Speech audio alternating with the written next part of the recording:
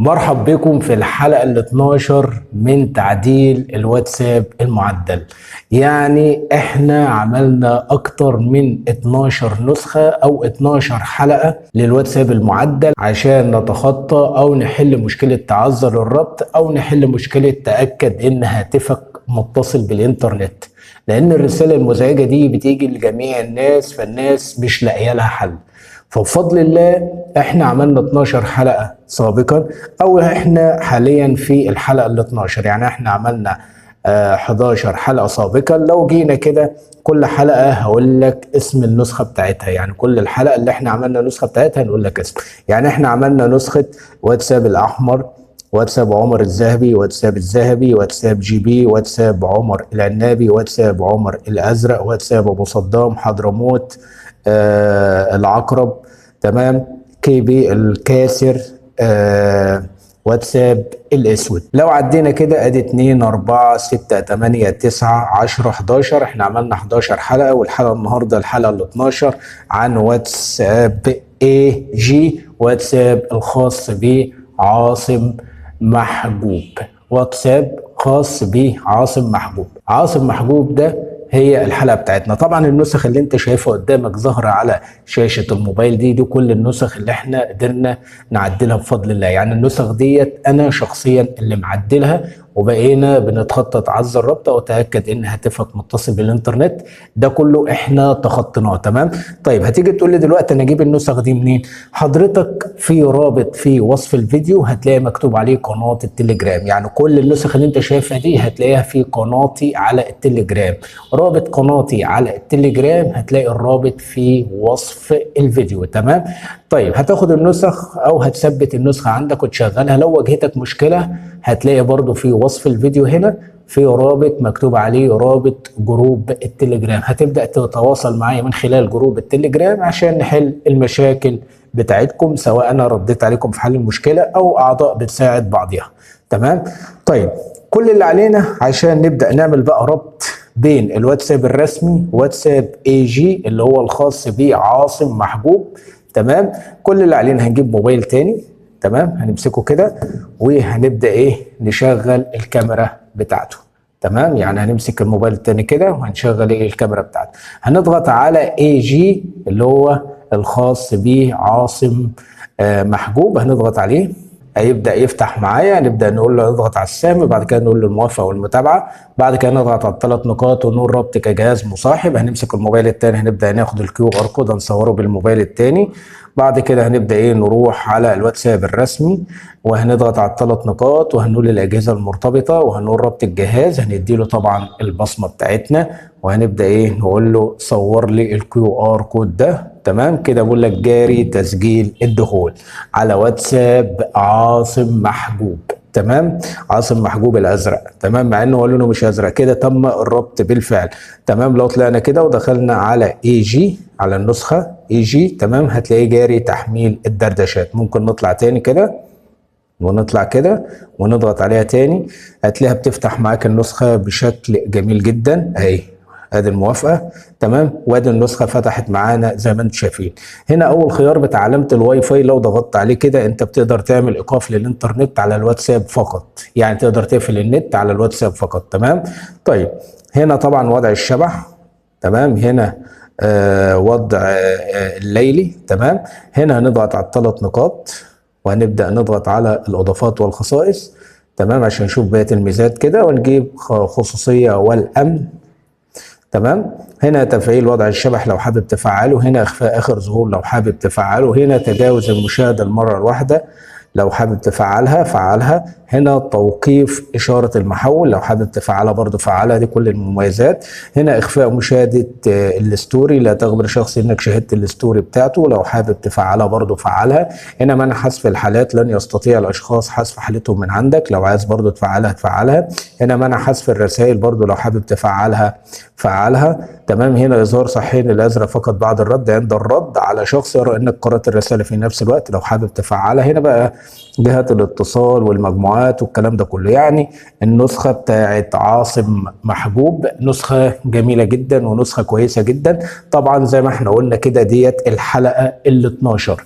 الحلقة ال 12 تمام من حل مشكلة تعذر الربط، او تأكد ان هاتفك متصل بالانترنت. لو دخلت على اي قناة على اليوتيوب وقلبت فيها مش هتلاقي النسخ دي خالص، لان النسخ ديت انا شخصيا اللي معدل في النسخ دي. تمام، بكرر كلامي تاني، حضرتك لو دخلت على اي قناة على اليوتيوب مش هتلاقي فيها النسخ اللي انا بكلمك عليها دي. النسخ ديت انا بجيبها من الموقع الرسمي، وبعد ما باخدها اثبتها من الموقع الرسمي، يعني بعد ما بجيب النسخة من الموقع الرسمي واثبتها عندي ببدأ ادخل اعمل لها التعديل بتاعي، عشان لما احط البصمة بتاعتي او اللمسة الفكاهية بتاعتي او التعديل بتاعي يبدأ يشتغل مع جميع الناس. ولو حضرتك مش مصدقني ادخل على التعليقات في قناتي على اليوتيوب وتشوف الناس بتشكرنا قد ايه، وبرضو ادخل على جروب التليجرام وشوف الناس بتشكرنا قد ايه وبتحط سكرين شوت ان النسخ اشتغلت معاها. وبرضو على التيك توك كذلك الامر، ناس كتير بتشكرني لاني انا بفضل الله مميز في النقطه ديت. تمام، ربنا ميزنا بالنقطه ديت لان محدش يتكلم عنها، وفي ناس بتسيب لي تعليقات انا بقالي شهور بحاول وبتفرج على فيديوهات ومفيش اي حل، الوحيد اللي الطريقه بتاعته نفعت معايا هو حضرتك.